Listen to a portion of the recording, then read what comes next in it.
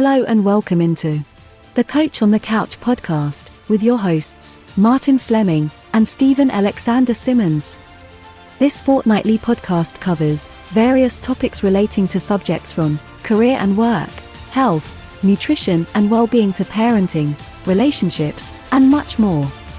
Each episode will deal with a particular area of these. So, if you are interested in learning and hearing some different thoughts, ideas, and even get some tips or helpful suggestions on these areas of life, or perhaps you are into self-development, then we hope you will stay with us and hopefully enjoy a fun, insightful, and what we hope will be an interesting discussion for you.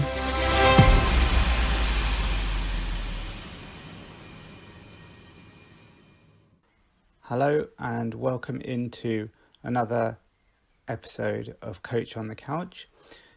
In this episode, Stephen Alexander Simmons and myself discuss and chat about the topic persistence and perseverance and ask questions such as, is it similar to drive, or how does it influence drive, or is drive and achieving goals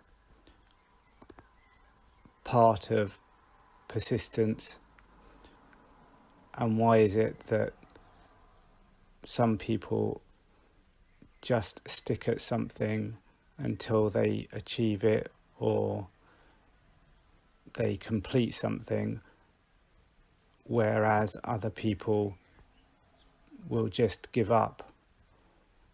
And questions also like, why is it that some people have different levels of persistence? So some people give up before others. So I hope you'll find it a very interesting discussion. And at the end, we also offer some tools, tips and techniques which can be used to help with achieving goals and sticking at a task if and when things get a little tough.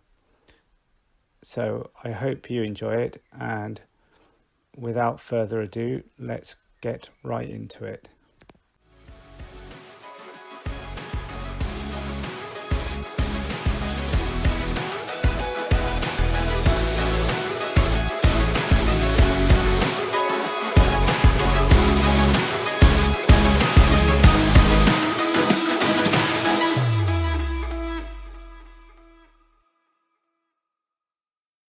Third episode. I can't believe we've got to the third episode, Steve. Is it the third one already? Yeah. Oh, crikey. Time goes slow when you're having fun, isn't it, really? And I said in the second one it didn't feel like that long ago, but the third one it to come to this one it doesn't feel like it's been that long. This is very true.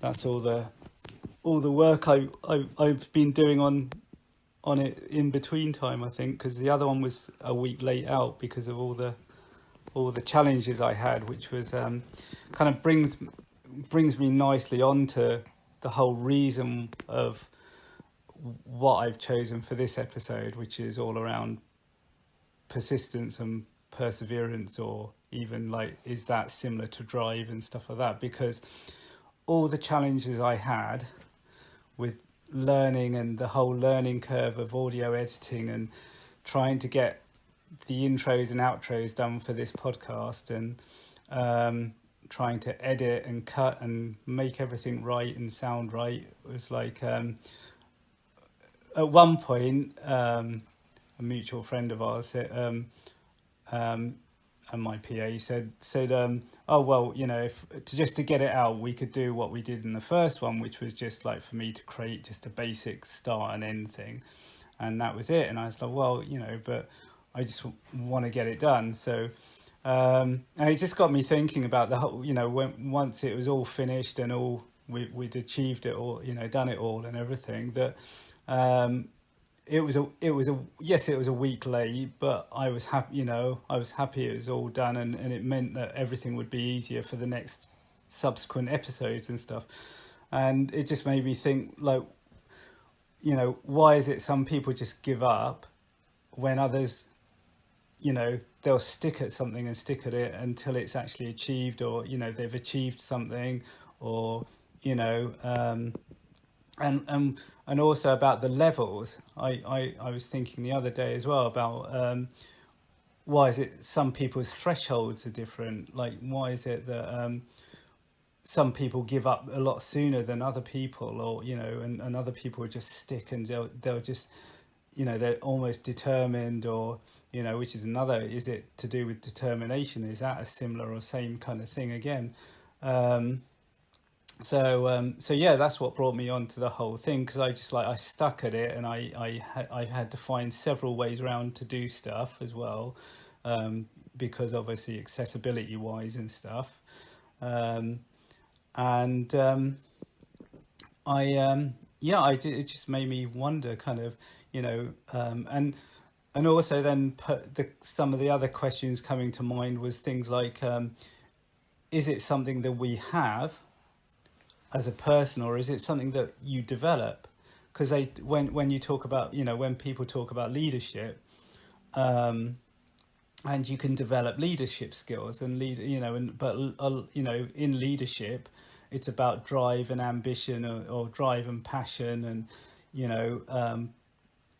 and there's persistence in there, or perseverance in there, or whatever. It's all about, and where does the drive come from then, and all this sort of thing. So so there've been all the little things that have been going around my head since the last time, and because of the whole developing the podcast and producing the podcast. So yeah, I don't know what you think about that one. I think there's do you know what, there's so much stuff there, isn't it? And do you know, it's great to hear you kind of talking about that, because I was thinking, I wonder if it's to do with, well, for me personally, I think it's two things: circumstantial and the goal or end result. And I'll give you an example of this. So, for example, I used to go swimming lessons, and I used to love them at first because, there were all the girls there, all the hot girls are there, but it got boring. So the thought of going up and down the pool, up and down, just bored the hell out of me. And, the hot girls, as hot as they were... Was there any girls there then? Oh, yeah. There was, it was always the hot girls that kind of, were in the top swimming groups and stuff like that.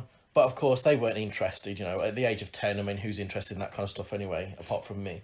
So, the thought of, going up and down the pool just didn't interest me at all, one bit. And these girls were having none of it anyway, do you know what I mean? They were just focused on looking pretty and doing whatever they did. So nothing was happening that end. Whereas my sister, for example, she made a career out of swimming. Do you know what I mean? And fair play to her, because she did very well. She went to the Olympics and stuff like that. And an absolute legend of a person. But the thought, again, of going up and down that pool absolutely just does my nut in. So for me, that goal just wasn't enough. So, the goal of, dating potentially the hot girls or doing well swimming just wasn't enough. Do you know what I mean? So for me, in that situation there, I didn't have either the goal, or I didn't really have the incentive to stick with it. Mm-hmm. So I think sometimes it could be to do with, is the goal big enough to really, really keep us going, and, what we're going to get out of it. So it's like your why then. We're getting technical now, aren't we? Why you want to do something, or why it is that you're doing something, or that kind of thing. Yeah, do you know? I mean, I laugh about this because this was one of my bugbears when I started to get into coaching. This was one of my huge bugbears because, again, all these mentors and gurus would talk about it. They didn't just talk about it; they would preach it. What's your why? What's your why? And I tell you what, it did my nut in. One, because I didn't really get it. I didn't really understand it, and it really wasn't until this year that I say I understood it, I've got more of a better idea. So for me personally, it's the thought of creating a better life for myself and a better life for my daughters. So my why is I want to create a better life, better lifestyle, if you like. And so that thought of, well, how do I do this? And having that vision of it is enough to keep me striving, is enough to keep me being persistent, so to speak. But the nice girls at the swimming pool weren't enough. Because you probably just thought you could get them anywhere else anyway. I hadn't actually thought about that actually, but I think, but that, do you know what? Though? All It's these true. years later, you probably have. Do you know, that Or you is would. true. No, that is true because no, that, do you know, I hadn't even thought about that because that is so true. Because back in our day now, I'm giving away my secrets now, but McDonald's used to be the place to go, right? I mean, these days as an adult, the best place is probably IKEA, to be honest. Do you know what I mean? You keep telling me TikTok. Well, I mean, I've heard on the grapevine that TikTok is also a place to be, but you know, but yeah, I mean, back then, you know, as a kid, yeah, we would go to McDonald's and the cinema. I think was only like £1 to go to. So, so yeah, if the girls were having none of it, so to speak, then obviously you just go somewhere else. So, yeah, I wasn't really that bothered. But it's interesting, isn't it, that you say that, and I thought, oh. Yeah, that's really funny. That's really funny that you should say that because I hadn't really thought about that. So, because you know your goal, that goal or that why wasn't it? For you to achieve it meant you had to do something that you weren't you weren't interested in. Definitely, eventually, or whatever, which was the whole swimming thing, which to most people who were going there and there was what you were meant to be there for. So then it just didn't gel. So then I suppose we come back to, you know, there's other things there as well, which is to do with, you know, is it aligning with your aims and, you know, whatever it's, you know, which obviously it wasn't. But I mean, so we have the why. The only other thing that I could kind of say to that though is that you still find people even if it's not about the why necessarily, even if they're doing something that they're struggling with or they don't, you know, have a lot of interest in, but they'll stick at it until it's done or whatever. Now I know there could be other reasons, you know, there could be multiple reasons or whatever around it, but it's but there's still people who do that, and it seems to just be in their nature. Like, or do we just call that stubbornness? Is it being persistent or is it being stubborn? You know, it's been said to me before that I can have a stubborn streak, and in terms of recognizing that maybe as a you know, on that negative side of it as a characteristic, I mean, what I try to do and is to use that characteristic in a positive way and turn that into persistence. So that like when I'm doing something that, you know, I want to get it done, I want to do it and achieve, and I want to be able to achieve it and stuff like that. That's what keeps me going.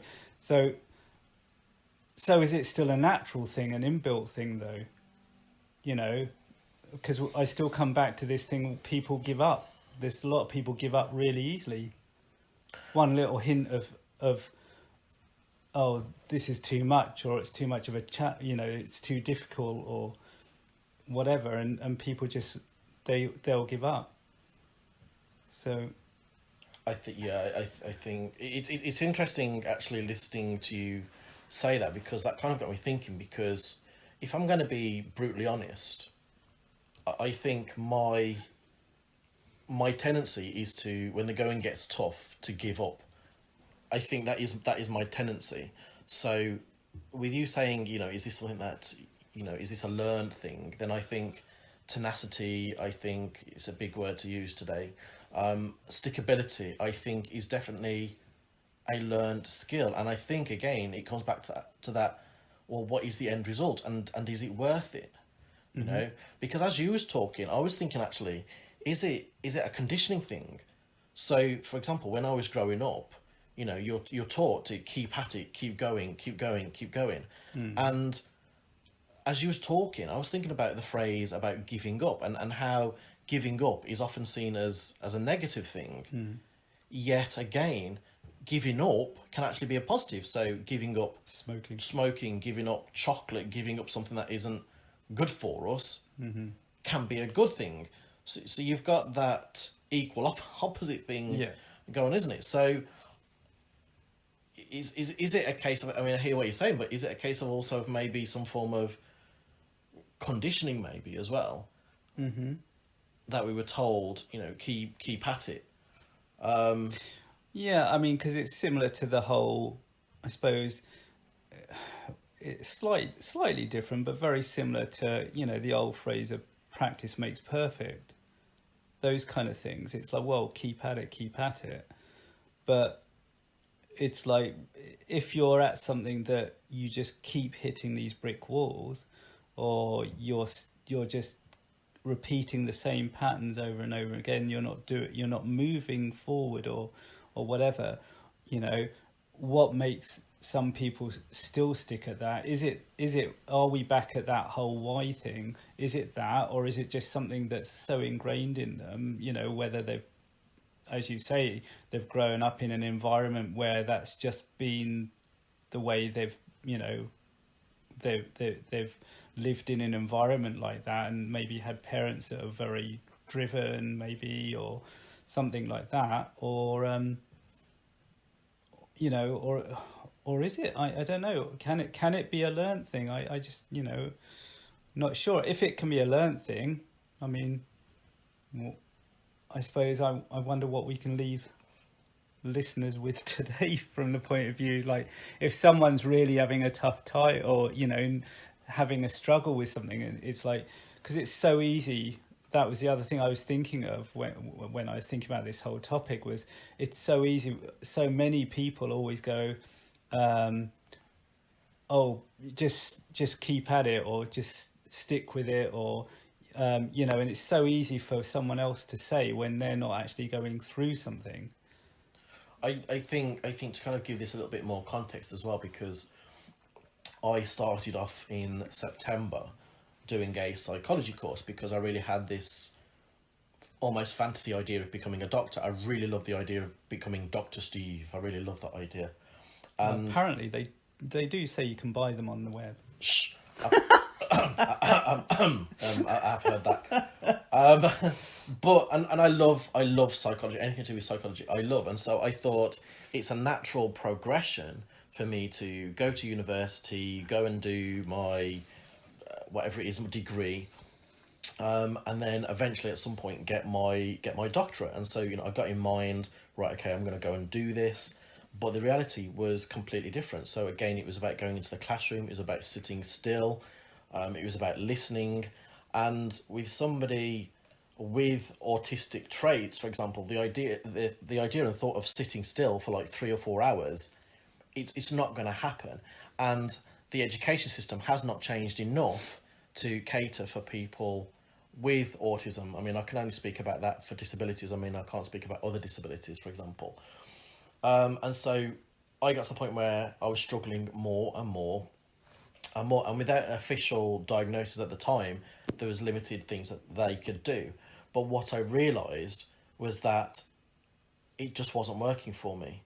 But again, in my head, it was I've got to continue with it. I've got to do it. I've got to do it. I've got to do it. And of course, I've got my classmates saying, you got to stick with it. You got to stick with it. And I got my teacher saying, you got to stick with it. You got to stick with it. But also, I think you might be able to relate to this, is that you also hear those voices in your head of, oh, what a failure. I told you couldn't do it. And so you've got those voices echoing in your head to remind you what a loser you are, if you've ever had that situation. And so knowing that it wasn't good for me, but having that other side that says, you know, continue, loser, it was a real big battle that I had to face. You know, what do I do for the best? Because health-wise, it was affecting me massively, mentally and emotionally. So the best course of action for me, as hard as it was to give it up. I could have carried on, but for me personally, the best course of action was to give that up, and that was hard. Uh-huh. So what was your, I mean, what was the kind of questions or conclusions that you had to come to do that? Because obviously, again, if there's a lot of kind of emphasis on, oh, don't give up and, persist or persevere and all these sort of things, again,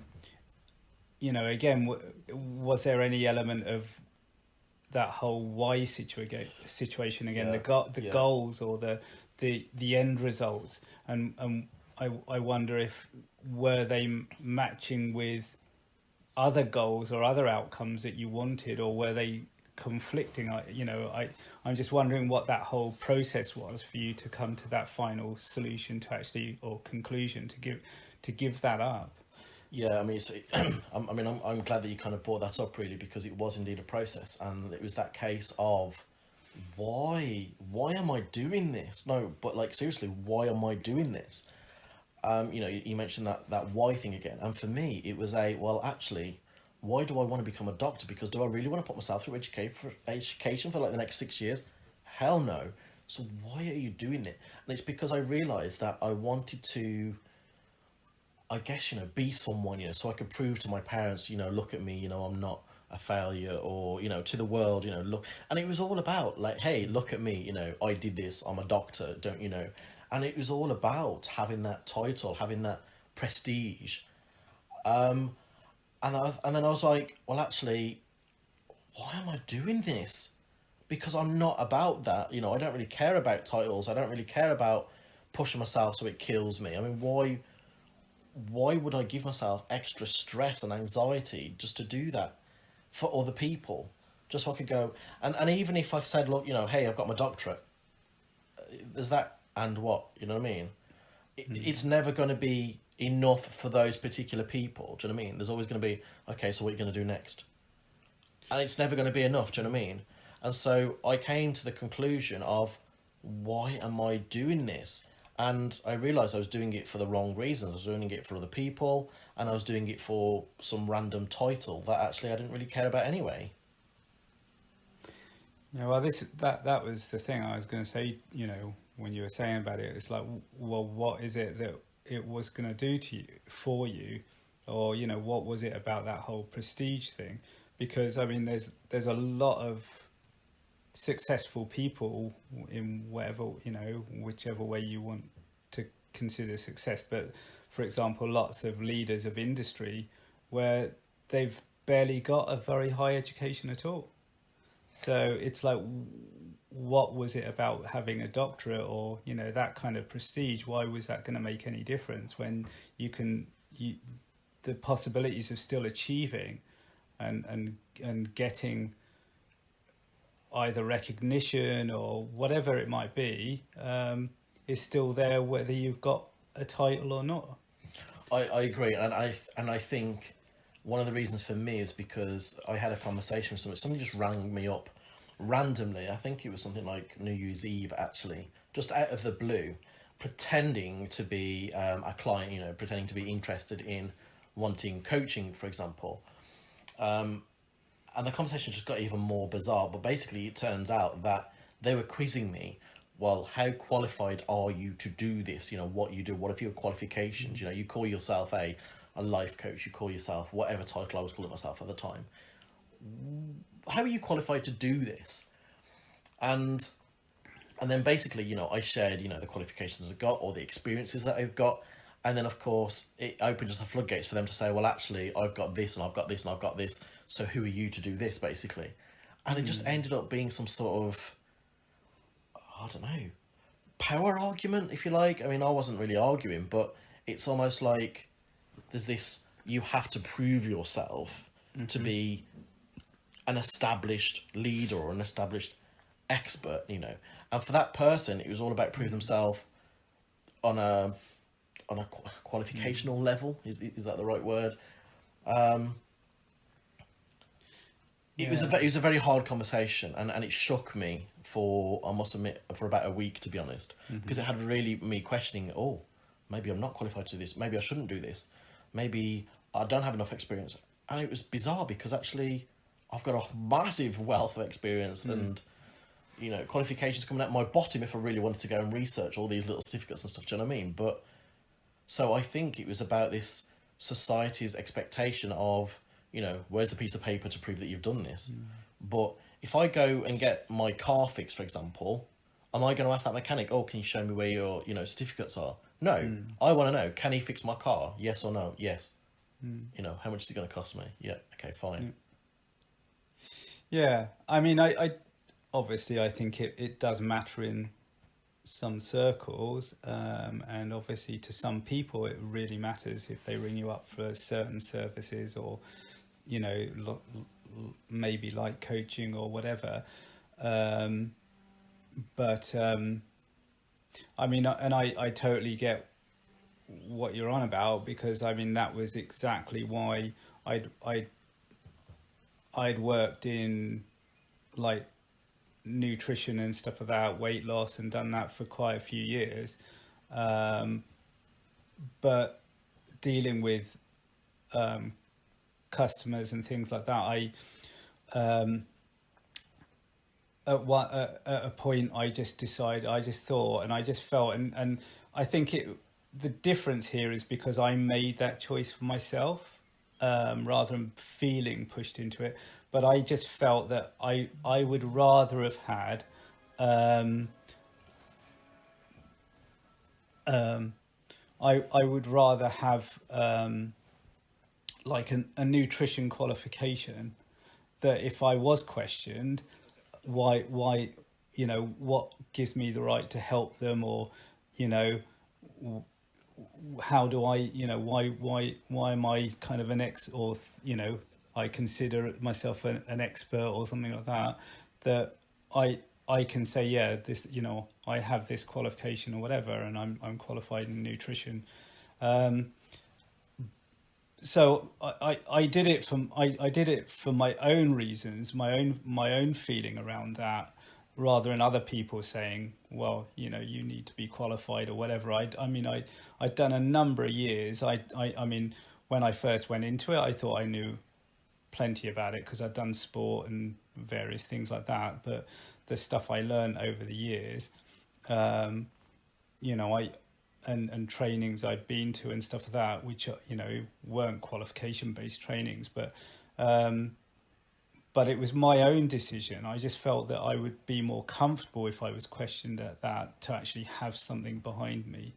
Now, it's not a degree, but it's kind of diploma level, but it's not a degree, and I'm happy enough with that, and I can practice at that level. So, you know, so yeah, so it was. I think the difference is whether you're doing stuff for yourself or doing it for other people as well.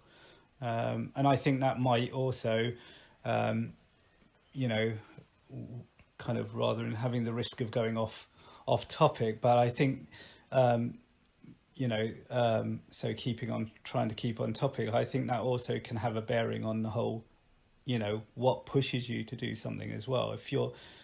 It's like anything. If you're doing it for someone else, I don't think you're not going to be that committed, are you? Or for other people, if it's an expectation.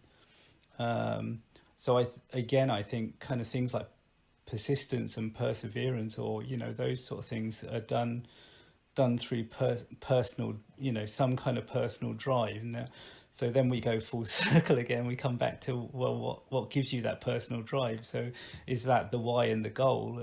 And then we, you know, that's got to be then, you know, something.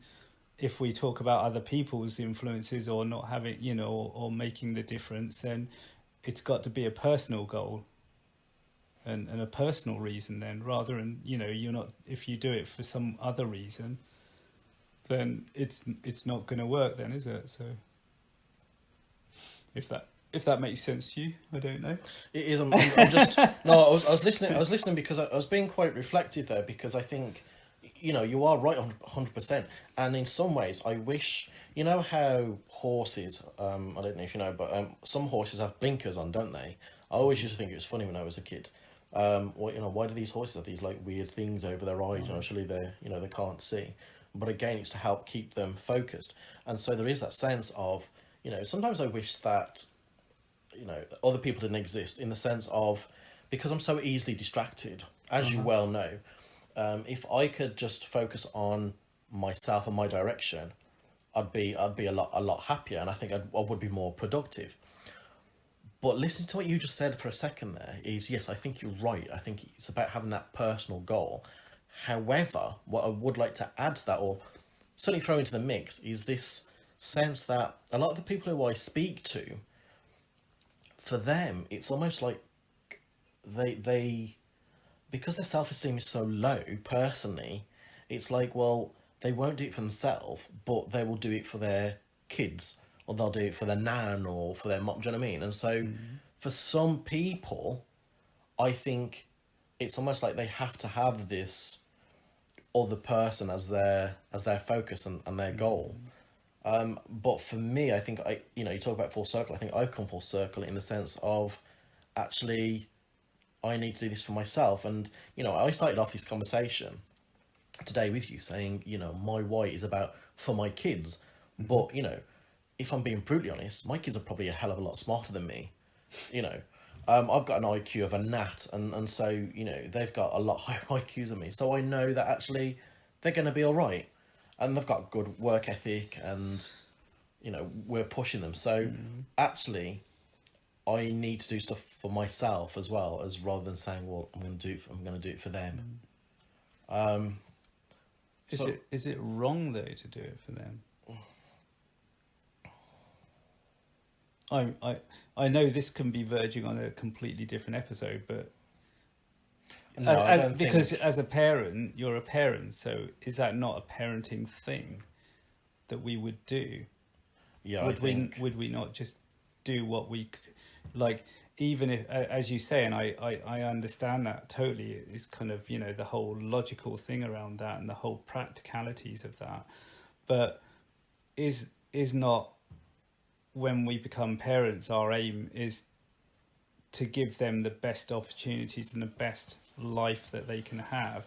And so it poses the question, is it or is it not the right thing to have that as a goal? Does it really matter if at the end of the day they are capable enough and they will do well enough or whatever?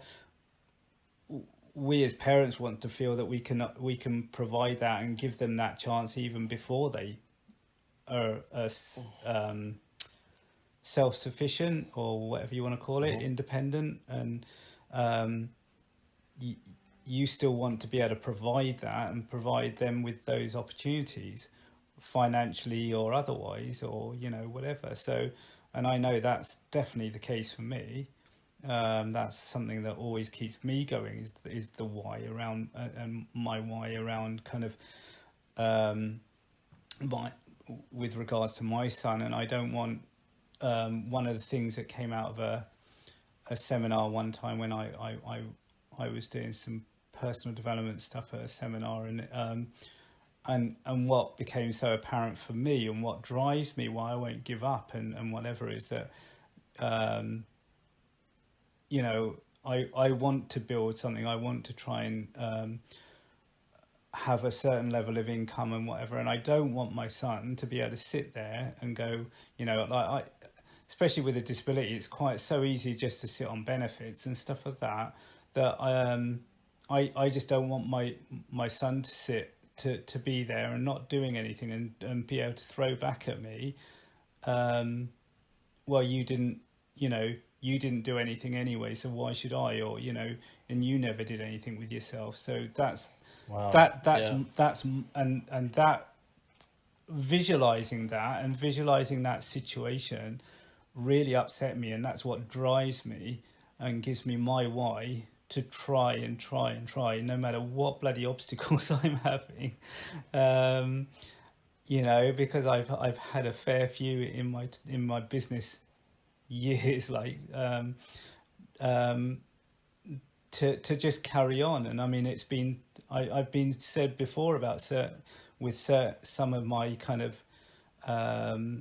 time in business, in working from home and having home businesses and stuff, where, oh, well, you've been at this for a number of years, or you've been at this like for ages, and isn't it just like flogging a dead horse or whatever? But I've kept going, and this is, again, it's another thing that, that's why I kind of said about, is it something that's inbuilt, or what is it that makes us keep going, even when, some of those situations that I've had, I know that there's plenty of people out there who would have just given up at that stage. And especially when things are stacked against you or whatever, and so yeah, so I think as a parent, you naturally have this particular why, and I don't think that's a particular wrong thing. The way I look at that one, as well, with that, is that for me to be able to offer, whether financially or whatever other opportunities, to my son and whatever, is for me to be in a certain position myself. So it naturally follows that I have to build something for myself and have that level of lifestyle, or whatever I want, whatever you want to call it, to be able to offer that back to my son. So it's kind of a circular thing, but it's like a mutual beneficial thing. That's, thing is not the best descriptive word, but I love. I mean, it's really nice hearing your story, because there is that sense of role modeling, isn't there? And I think as a parent, I think you're right. But what I've had to learn is, well, how does that actually manifest in reality? So, for example, my dad's parenting style was, I'm going to work as much as I can and as hard as I can for as long as I can to bring in as much money as I can to give you the best lifestyle that I can. And that was great, and he would say, well, we had the great holidays, we had the great cars, we had, we had the lifestyle as far as, the outside world is concerned. However, for me as a kid, he wasn't around much. I'm not saying he was an absent father, because he wasn't. But no, I get it, and I get what you're saying about that. But I'd have rather him, have been to sports days. I'd have rather him, been there while I was, when I come back from school, hello, Dad, how are you? How was your day?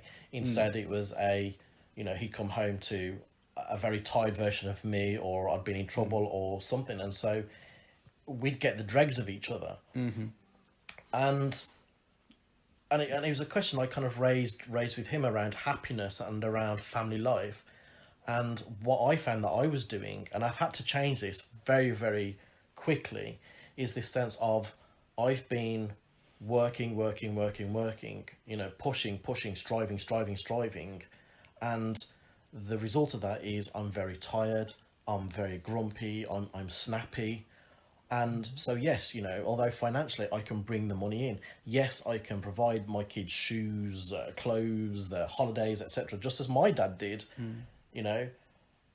But if I'm bringing the dregs of myself to my kids, what would my kids prefer? Me happy and, have enough to live on, so to speak, and, still afford the luxuries, once in a while or whatever.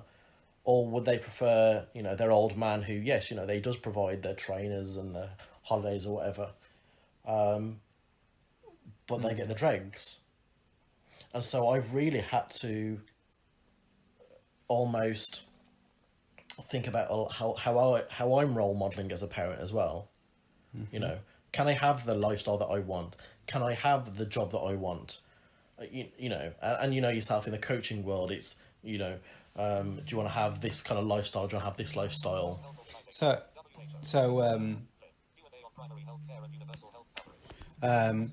the thing I was going to say there would be, so I get all that. So does that then mean that you can't? We'll take it full circle and say you can't persist then with something or persevere with something because you mentioned the word strive and stuff and pushing. So is it worth persisting with something if it's a challenge? Then if you also if that's going to affect everything else. Now, before you answer that, for me, my own viewpoint on that is that and how I've dealt with that is that I think I mentioned about my why and the whole kind of thing around that and why I keep going despite kind of setbacks or whatever. But I always swore that I'd always be there and around for my children. So that's why I'm always so determined, so focused on the fact that all I want to do is essentially work part-time hours, because I always want to be there for when he needs me. So it's a question of I think that brings us into again other conversations of how does your beliefs and values align with what you do and how you're doing something. Because if that doesn't align, then obviously it's not going to matter. So I think the word alignment, I think, is probably going to come into more and more of our conversations, and I think at some point we will probably have to have a session on what is this thing called alignment, because it's a word that as coaches we will float about a lot, and you'll come across it a lot, but if you're not familiar with it, it can be quite airy-fairy, or what on earth does that mean? But it is actually one of those fundamental building blocks in order to get, the life that we want.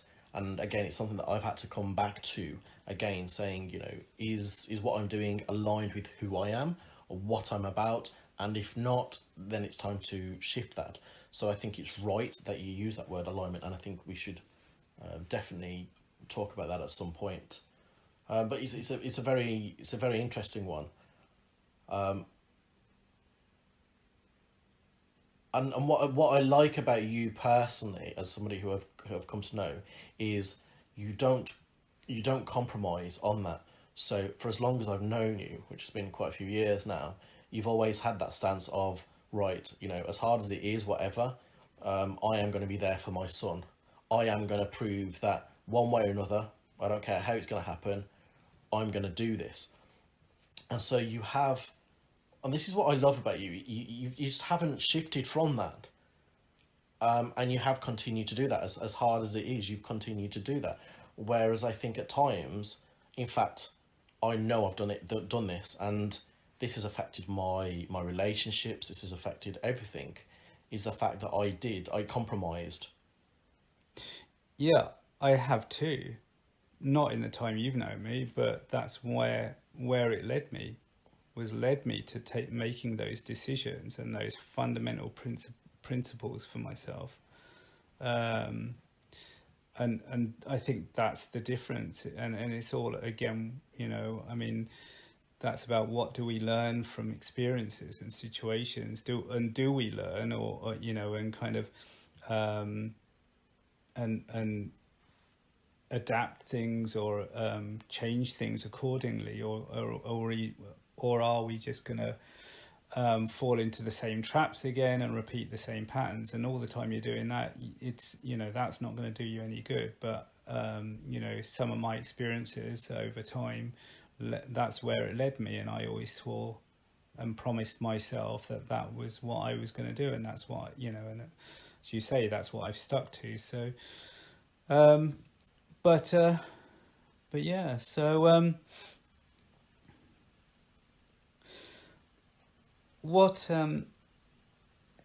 what key things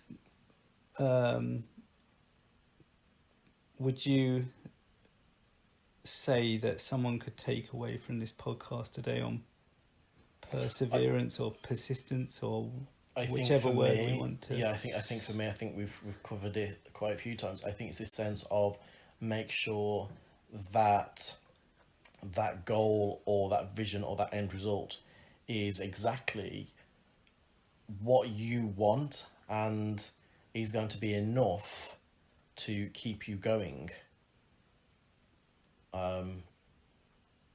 So yeah, I think And that for me is probably my biggest key for someone is to make sure that is big enough and strong enough to keep you going. yeah, I agree entirely.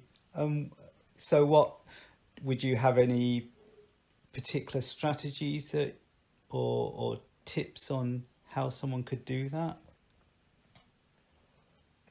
I was thinking about this one actually before you even asked this, and Did I you? think no, I Okay. did, and I tell you why is because one of the jobs that I have is as a support worker. Now it's sometimes it's quite a thankless job and it's hard physically and stuff like that. And sometimes I wonder, why am I doing this? Why am I doing this? And it's late nights, and so and it's a struggle. It can be a struggle because you're dealing with lots of other things going on as well. I'm not going to go into too much of that, but for me, it's that sense of okay, so what do I achieve from this? So it means I can go on holiday. So for example, I've got the idea of going to Malta or Bali for some strange reason. And so for me, it's holding on tight to those. Or recently, I took my daughter out clothes shopping, and it was such an amazing experience as a father to hand over my debit card and say, right, okay, go and buy yourself whatever you want. Do you know what? As a man and as a father, it felt amazing. Do you know what I mean? Just to be able to do that, and so I think again having that vision is enough to kind of keep me going through the tough times and the hard times, and that sense of gratitude I think is important as well. In that sense of, I might not like my job, but this job enables me to. It is a gateway to. It's an opportunity to another thing. Do you know what I mean? And having that sense of this is just a step. And I think sometimes it's great to have that mentality of this is just a step at the moment. You know. Yeah, I think I'd agree with in the most part. The For me, the only difference, and I think I would just kind of little disclaimer for anyone listening would be just to be careful not to settle. You say about the steps, but it's so easy for us to say, okay, this is a step, but then we get caught in that rut and we just settle, and then we're not moving forward. So if there's something that you want to, that someone wants to achieve, and they're coming up against obstacles, or it's kind of a bit more challenging than they thought, kind of obviously there's very very different situations, but just trying to keep it generic, but is to kind of also, and like we always verge on other kind of topics and other things that link in with this stuff. So, but I think just not just to settle for something that you're not happy with, and that doesn't again kind of match your own values or your beliefs. If there's, it's very difficult to in some situations it can be a driving force. I get that, but other times it can just be detrimental to achieving other things. It can hold you back. So if it's not matching with who you are and you're not very happy, then sometimes you can get into those ruts, and you'll settle, but you'll get into a rut where you just won't do anything else either because you're so unhappy.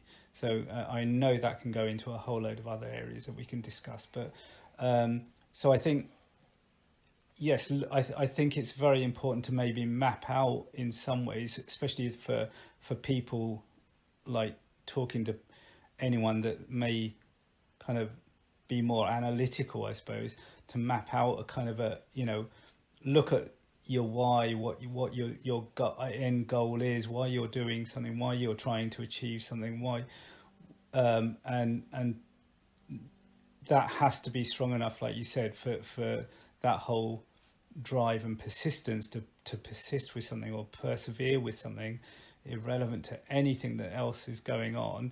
It's the driving force that's going to keep you going. But while you're doing that, anything else that you're doing has to still has to relate to you, or still has to mean something to you in some way, because otherwise it could be damaging anyway. And I think it's kind of important to kind of maybe just jot down those things. It's like you were saying about gratitude. I mean, one of the other kind of strategies people can use is actually writing down at the end of a day the things that they were grateful for during that day. And it's one of those things you find is kind of quite difficult to start with, but as you do it on a daily basis at the end of an evening, like you start to realize how many things there are out there in your life that you can acknowledge gratitude for, not gratification, gratitude for. Because it doesn't have to be big things. You get gratification from the gratitude, don't you? Because you do get that feeling. But yeah. So sometimes I think, like, some of these strategies or some of these things that we talk about, I think it's important also at times for people to write things down, because it helps to give that bit of a map or a direction of where they want to go. So I'd say also with persistence, it's all about, with the goals and stuff, or trying to work out your why, is to look at how high a priority that is in your life, and how much does it mean to you? Because we can easily pick something, but is it really going to drive us? So it's being sure of that force that's going to keep you going. So that would be my kind of takeaways from a lot of this today.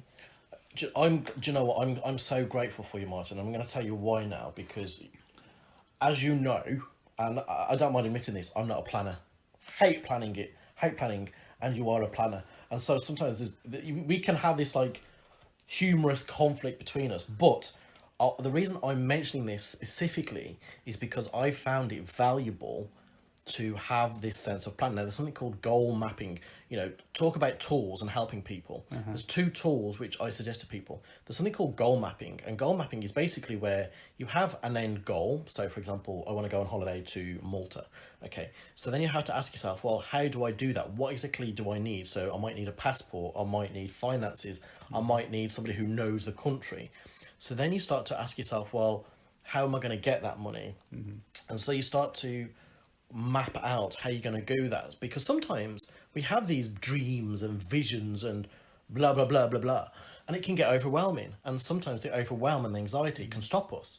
So when we have this map in place, it's like, oh, okay, I've got this blueprint now, I've almost got this step-by-step guide to do that. And again, if somebody wants to do that goal mapping, I think that's something that we could probably help people do. Very much like a mind map. Really. Yeah, very much like a mind map, exactly. So there's this sense of, here's the big goal, here's your why, how am I going to do this, how am I going to get there, what do I need? And I think as coaches, that's something we can help people with. The other tool that I often recommend is something called, it's a vision board. Now, again, if people aren't familiar with vision boards, it's about having, again, that vision up somewhere. So, for example, I had a friend in Scotland recently who came to visit me, and again, I suggested having a vision board for her. I was like, well, what do you want for your life? And she said, well, actually, I want to go out walking more. So great, go and find pictures of walking or whatever it is that you want. So you've got a very, very visual image. Now, of course, that sort of thing might not work for everybody. If you're visually impaired, for example. I mean, that's probably a great question to use. What do you do with the vision board? It's about having that right in front of your face. So where would you put it then? I would put it, for me personally, I would put it somewhere near something predominant. So I would put it maybe near a kettle, for example, because you're there. You know, most of us make a cup of tea like every day, for example, or I'd put it by the side of my bed or somewhere predominantly that I would see it. You need to be able to see it every day, all the time, don't you? Or Definitely. pretty much all the time. Definitely. So again, when you're having your rough days, when you're having your bad days, I mean, it's a good question to ask you actually. You know, if it's not too, you know, as somebody who's visually impaired, you know, how would you, how? I mean, obviously, that wouldn't work. I mean, it's a very again we verge on another, and I'm just conscious of time here, but it's another kind of whole ream of conversation, but. I do struggle. I like the concept of vision boards, but as someone who can't see, obviously it's something that really doesn't do anything for me now. However, and I've never pursued it, which is kind of that. So I can't say it's right, wrong, or it works or doesn't work at this point in time. I often have considered how would I put it together to do this, but because again the concept of a vision board is something that you see all the time, so to create one, what's been suggested to me is to create one in an audio kind of format. So if, for example, I don't know, you wanted to live on a beach, you could have, or live by a beach, should I say, not live on we can all live on a beach, but but you know, live by the sea or live by a beach, you could kind of get recorded sounds of that, like I know that could also mean like many things. It doesn't necessarily mean living by there, but you know, obviously you know what it means to you, and you, with that, in terms of what you know would mean the right things for you, you can find those sounds accordingly. Now, that's fine. My only thing I haven't worked out with that, and why I haven't really pursued it, is that I don't know a way in which that's going to be so there in my face all the time. I can't be playing that all day, every day, you know, around the house or whatever. It's just not gonna work. So you could do it before you go to sleep, so you kind of program, you know, you could subconsciously, but obviously it still makes it that slight different to a vision board that's there when you turn around and you see it. True. So I don't know in my case, I mean, when I was talking about my original why, and like I said about in that seminar thing, was visualizations. Now visualizations, again, for people who are sight impaired, can be very different as well, from the point of view of, obviously there's some people who have been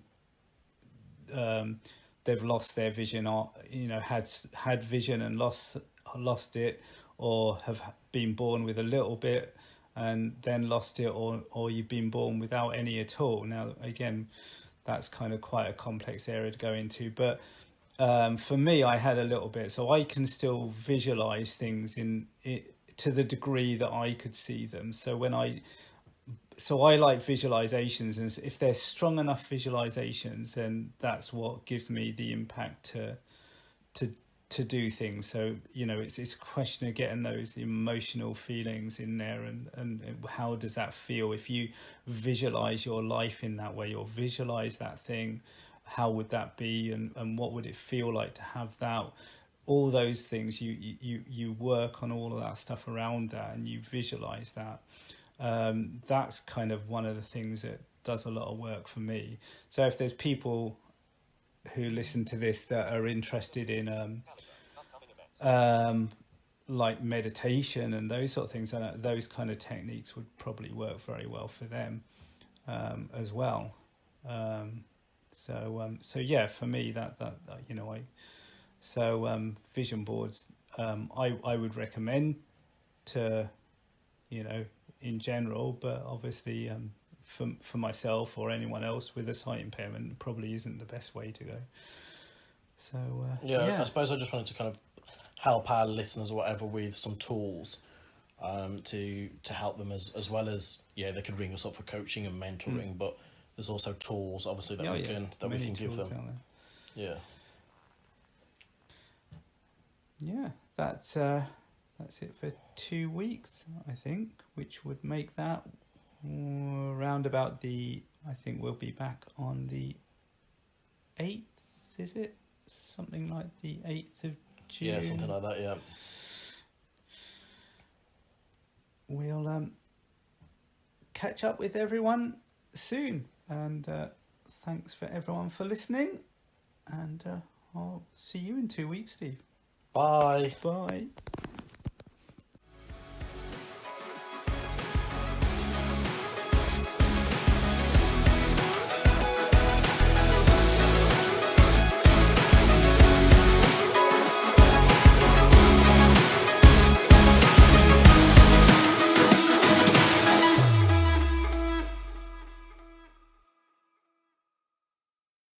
Thank you again for joining us for another episode. In this episode, we explored the topic of persistence, how it influences things like achieving goals and drives us, and what is it that makes people more persistent than others, and the reasons why it can help with goal setting and achieving things that are of importance to us. We also offered some ideas and practical tools that can help with achieving this too. So we hope you enjoyed the episode, and we both look forward to being with you very soon. But before I finish, I just want to also inform you that this podcast is now available on also Apple Podcast and Amazon Music, so as well as all the other podcasting platforms. It is now available on these two major platforms. So again, we look forward to being with you very soon, and we really hope that you enjoyed today's discussion. Thank you for listening to the fortnightly Coach on the Couch podcast with your hosts, Martin Fleming and Stephen Alexander Simmons. You can find this podcast on the following platforms: Spotify, Anchor, and Google Podcasts, and more platforms to follow. You can leave comments and